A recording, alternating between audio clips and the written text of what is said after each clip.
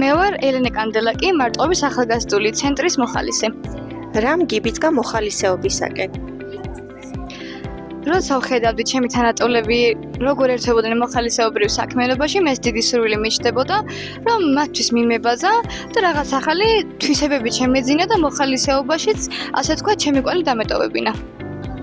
რომელი მოხალისეობრივი აქტივობა არის შენთვის ყველაზე მნიშვნელოვანი?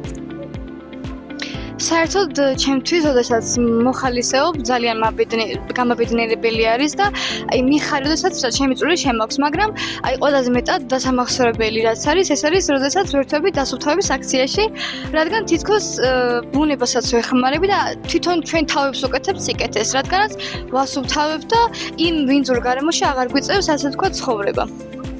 რა უნარები და თვისებები განივითარე მოხალისეობრივი სამუშაო შედეგად? თავიდან რა თქმა უნდა მომიწია ჩემი კომფორტის ზონიდან ასე თქვა გადაბიჭება, მაგრამ როცა მივხვდი რომ ეს ჩემთვისვე იყო უკეთესი, დავიწყე ასე თქვა ჩემი თავის უკეთესი ვერსიის შექმნა, უფრო გავხდი მეგობრული, კომუნიკაბელური, გავიცანი მეტი ადამიანი და თითქოს ასე თქვა ჩემში ეს მოხალისეობრივი რაღაც ფაქტორები უფრო მეტად გაიზარდა და სრულიებიც გაძლიერდა. რას ურჩევდი ისეთ ადამიანს, რომელიც ჯერ არ ყოფილა მოხალისე?